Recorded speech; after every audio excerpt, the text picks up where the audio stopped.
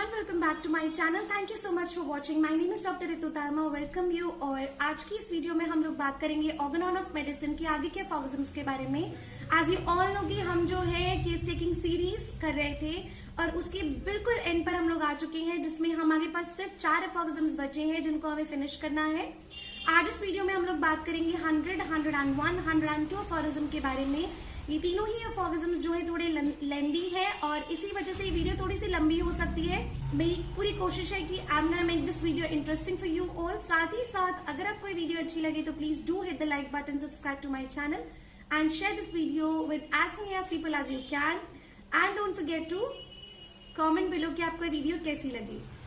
आज इस वीडियो में हम लोग जानेंगे कि डॉक्टर सैमुअल हैनेमन हमें जीनस एपिडेमिकस के बारे में क्या बताते हैं, हमें एपिडेमिक और स्पोराडिक डिजीजेस में केस टेकिंग किस तरह से ली जाती है, एक नॉर्मल केस से किस तरह से अलग केस टेकिंग होती है और किस तरह से हम जीनस एपिडेमिकस फाइंड आउट करते हैं. आज इन तीनों फॉरिज्म्स में हमें डॉक्टर हैनेमन इस बारे में बता रहे हैं. आई रियली होप आपको ये वीडियो पसंद आएगी. तो without wasting much time let's get started. हर बार जो एपिडेमिक और स्पोराडिक डिजीज आते हैं उनके नाम चाहे कुछ भी हो, नाम चाहे बदल जाए, लेकिन किस तरह से उसकी टोटालिटी को निकाला जाता है और उसको इन्वेस्टिगेट किया जाता है इस अफोरिज्म में उस बारे में बताया गया है.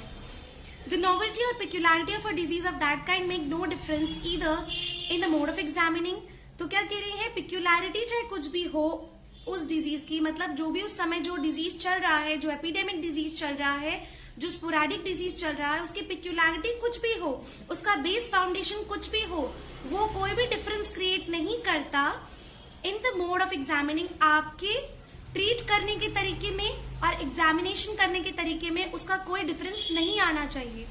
What is trying to make you understand कि चाहे एपिडेमिक डिजीज आए चाहे स्पोराडिक डिजीज आए, आप जिस तरह से होम्योपैथिक केस टेकिंग करते हैं, जिस तरह से एग्जामिन करते हैं, आप उसी तरह से करेंगे.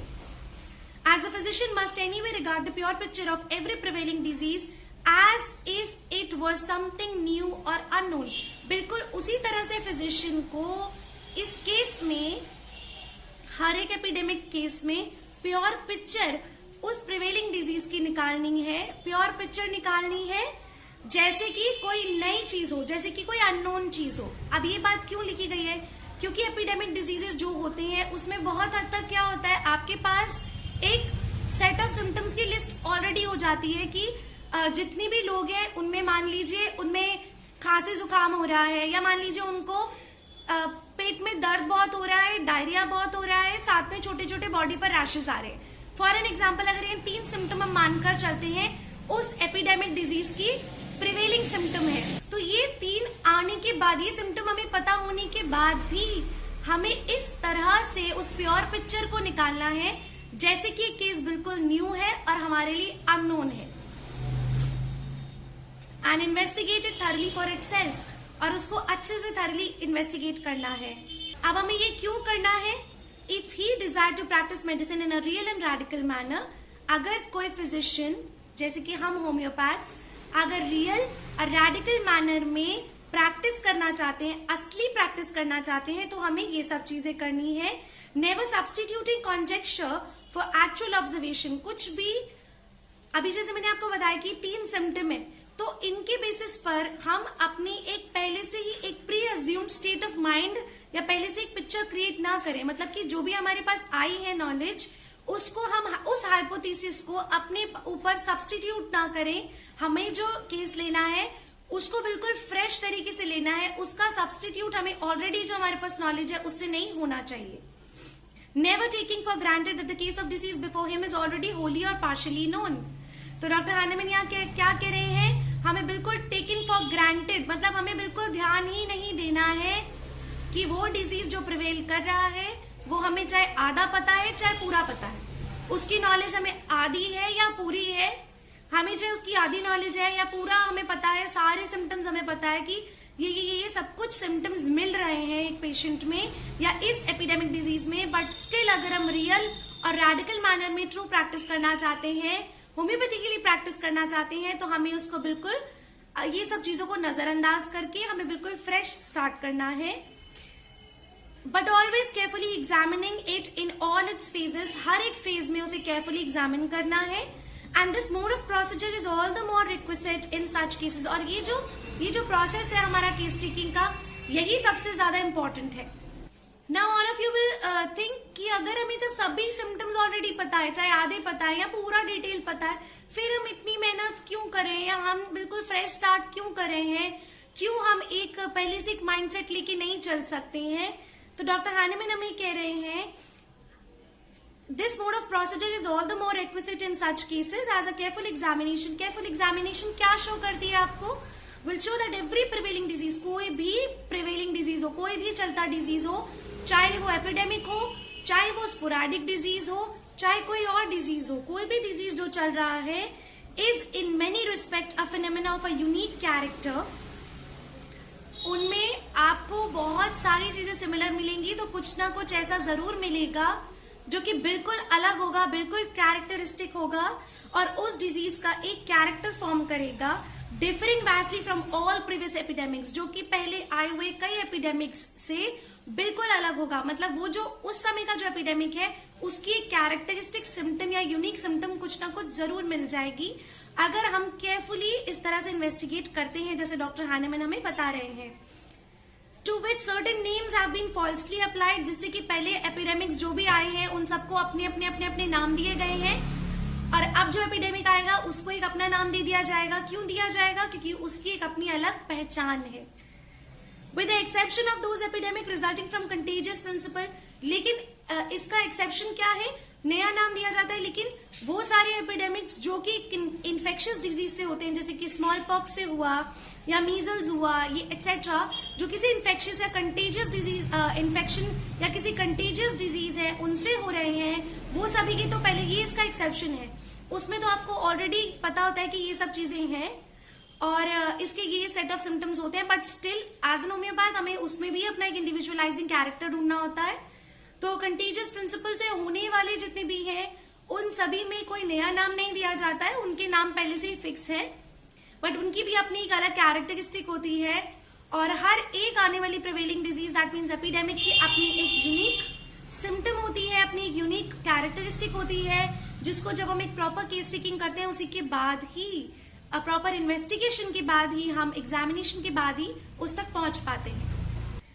Nowadays, aphorism number 101 says, it may easily happen that in the first case of epidemic disease that present itself to the physician's notice, he does not at once obtain a knowledge of its complete picture. बहुत simple सी बात है, बहुत स्वाभाविक सी बात है कि अगर epidemic diseases का कोई पहला, मतलब एपिडेमिक अगर चल रहा है और आपके पास एक पहला केस आता है, तो Covid has started from N epidemic disease और उसके बाद वो एक पैंडेमिक डिजीज बना। तो एपिडेमिक डिजीज जब वो था तो किसी ना किसी फिजिशियन के पास, हर एक फिजिशियन के पास पहला जब वो केस आया होगा, तो एक स्वाभाविक सी बात है उनको उस एपिडेमिक डिजीज की कंप्लीट पिक्चर मिल नहीं सकती एक ही इंडिविजुअल को देखकर, as it is only by close observation of several cases of every such collective disease। तो हर बहुत सारे केसेस, बहुत सारे पेशेंट्स देखने के, तो जब बहुत सारे पेशेंट्स देखते हैं सेम ही डिजीज के, बहुत सारे पेशेंट्स देखने के बाद आपको एक क्लोज ऑब्जर्वेशन जब आप करते हैं बहुत सारे केसेस की collective disease, that he can become conversant with the totality of the science and symptom, तभी जाकर आप बहुत अच्छे से साइंस एंड सिम्टम्स उसकी निकाल पाते हैं। जैसे कि आप सब जानते हैं, जब कोविड-19 आया था 2019 के एंड में और इंडिया में नहीं आया था, तो हमें न्यूज़ के थ्रू, मीडिया के थ्रू बहुत सारी नॉलेज मिलती थी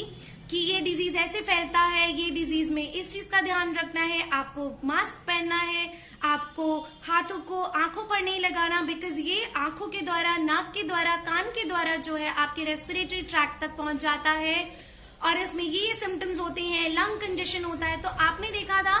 कि कितने सारे वेरिएबल सिम्टम्स एंड प्रिकॉशंस आपको पहले से बता दिए गए थे, तो वो आपके सामने लाने के पहले एक क्लोज ऑब्जर्वेशन किया गया होगा। एक पेशेंट से तो आपको इतनी सारी नॉलेज मिलेगी नहीं, और पूरी एपिडेमिक की आपको सारी कलेक्टिव नॉलेज जब तक कि आप सेवरल केसेस क्लोजली ऑब्जर्व नहीं करते तब तक नहीं मिल सकती। उसके बाद आपको जब ये मिल जाती है, the carefully observing physician can however from the examination of even the first and the second patient often arrive so nearly at a knowledge of the true state as to have in his mind a characteristic portrait of it and even to succeed in finding a suitable homeopathically adapted remedy for it। तो यहाँ पे क्या बता रहे हैं, जब एक physician है जो केयरफुली ऑब्जर्विंग फिजिशियन है, जिसने बहुत अच्छे से ऑब्जर्व किया, उसके पास ये सारे सिम्टम्स हो चाहे ना हो, वो अपने फर्स्ट और सेकंड पेशेंट को देखकर भी उनके कैरेक्टरिस्टिक सिम्टम्स को पकड़कर ही उसके लिए एक होम्योपैथिकली वेल सिलेक्टेड मेडिसिन तैयार कर सकते हैं और उनको प्रेस्क्राइब कर सकते हैं। ऐसा क्यों? क्योंकि अगर आपके पास सारे सिम्टम्स आए या ना आए, आपको अपने ही एक सेट पैटर्न से आपको जब चलना है कि आपको उसको केयरफुल एग्जामिन करना ही है ना। जब तक हमारे पास एक एपिडेमिक है, मान लीजिए फॉर एन एग्जांपल एक एपिडेमिक चल रही है जिसकी आपके पास एक फर्स्ट पेशेंट आए, सेकंड पेशेंट आए, और आपने, हम ऐसे तो नहीं कह सकते ना कि अभी हमारे पास जीनस एपिडेमिकस नहीं है, या किसी और साइंस ऑफ मेडिसिन में वो कहें कि हमारे पास तो इस वायरस की जैसे कोविड-19 की कोई दवा नहीं थी, तो दे कैन नॉट से कि आप जाइए हमारे पास अभी इसका कोई क्योर नहीं है। तो जब हमें उन सिम्टम्स को देखकर मेडिसिन प्रेस्क्राइब करनी है तो हम फर्स्ट और सेकंड पेशेंट को भी देखकर कैरेक्टरिस्टिक फाइंड आउट करके होम्योपैथिकली उसे मेडिसिन दे सकते हैं और उसको उस एपिडेमिक से क्योर कर सकते हैं, ना कि सिर्फ टेम्पररीली उसके पेन को, उसकी सफरिंग को सिर्फ रिलीफ नहीं कर सकते, हम उसे क्योर कर सकते हैं by giving him a homeopathically well selected, well chosen medicine. Now, aphorism number 102 is the selection of genus epidemicus. In the course of writing down the symptoms of several cases of this kind, अब इस तरह के जब हमारे पास patients आ रहे हैं back to back और हम उनकी राइटिंग करते जा रहे हैं, हम लिखते जा रहे हैं उनके सारे सिम्टम्स, हमने sketch of the disease picture become ever so more and more complete, हम उसे कंप्लीट करते जा रहे हैं, स्केच बनाते जा रहे हैं, उस टोटालिटी को पूरा करते जा रहे हैं। Not more spun out and verbose but more significant, सिर्फ कहने के लिए नहीं, सिर्फ वर्बल नहीं, बहुत ही सिग्निफिकेंट, बहुत characteristic and including more of the peculiarities, और बहुत सारे पिक्यूलैरिटीज उस कलेक्टिव डिजीज के हम देख रहे हैं। ये जो कोर्स में हम करते हैं, on the other hand general symptoms भी ले रहे हैं। जनरल सिम्टम्स जैसे कि loss of appetite, sleeplessness and etcetera become precisely defined as to their peculiarities, and on the other hand more marked and special symptoms which are peculiar to but few disease and of rarer occurrence, कुछ बहुत peculiar symptoms हमें मिल रहे हैं जो कि बहुत rare diseases में, few diseases में देखने मिलते हैं, हम उन्हें भी लिख रहे हैं, at least in the same combination become prominent and constitute what is characteristic of the malady, और इस disease की जो characteristic है वो इसी तरीके से हमें मिल जाती है, कुछ peculiarities, कुछ general symptoms, कुछ rarer symptoms, कुछ few symptoms मिलाकर हमें कुछ ना कुछ characteristic उस disease का, उस epidemic का मिल जाता है। All those affected with the disease prevailing at a given time have certainly contracted it from one and the same source and hence are suffering for the same disease. कोई भी एक prevailing disease होता है तो हम उससे सफर तब करते हैं जब हम किसी ना किसी सोर्स से, ऑलरेडी जो डिजीज सोर्स है उससे हमने कहीं कनेक्शन जोड़ लिया तो हम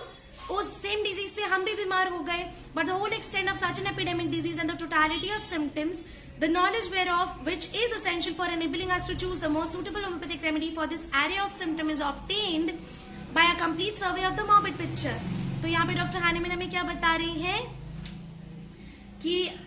लेकिन जो होल एक्सटेंट है एपिडेमिक डिजीज का, टोटलिटी ऑफ सिम्टम्स जो होती हैं चूज की जाती हैं सेवरल पेशेंट्स को देख के, किसी सिंगल पेशेंट को देखकर नहीं कोई भी मेडिसिन सिलेक्ट की जा सकती। इसके लिए क्या चाहिए? नॉलेज चाहिए, whereof which is essential for enabling us to choose homeopathic medicine। बहुत ज्यादा हमें नॉलेज चाहिए, हमें सारे सिम्टम्स कलेक्टिवली चाहिए, हमें कंप्लीट सर्वे करना पड़ेगा उसकी डिजीज पिक्चर के लिए। हमें से we can not learn it from one single patient, एक सिंगल पेशेंट से नहीं पता चलता, but is only to be perfectly deduced and ascertained from the suffering of several patients of different constitution. अलग अलग प्रवृत्ति, अलग अलग बिहेवियर, अलग अलग तरह के लोगों में को देखने के बाद, अलग अलग तरीके के कॉन्स्टिट्यूशंस को देखने के बाद जो मेडिसिन सिलेक्ट होती है, that is called genus epidemicus. The physician who is already in the first case has been able to choose a remedy approximating to homeopathic specific will from the subsequent cases be enabled either to verify the suitableness of the medicine chosen or to discover a more appropriate, the most appropriate homeopathic remedy। जो भी physician है जिन्होंने already अपने first case से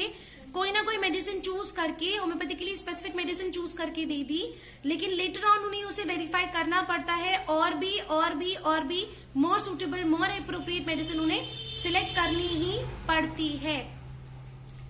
क्योंकि फिर उसी के बेसिस पर जीनस एपिडेमिकस कहलाती है वो। And this is all about 100, 101 and 102 aphorism. I really hope that I am able to make you guys understand these 3 tough aphorism. Next video में 103 और 104 aphorism करेंगे and we will be finished with this case taking series of Organon of Medicine. And if you like this video, I'm again insisting you all, please, it's my request, it's my humble request, do increase my subscribers, and please do appreciate and acknowledge my work by hitting the like button. That's a token of appreciation for me, guys. And अगर आपको ये videos useful रहते हैं, आपकी पढ़ाई में आपको काम आ रहे हैं, तो प्लीज बाकी स्टूडेंट्स, आपके बाकी फ्रेंड्स के साथ जरूर शेयर कीजिएगा, उनको भी मदद मिलेगी इतने टफ सब्जेक्ट को अच्छे से आसानी से पढ़ने के लिए. Stay tuned, next video is very soon coming to you guys. Notified रहिएगा, बेल आइकन को प्रेस कर दीजिएगा. Bye bye.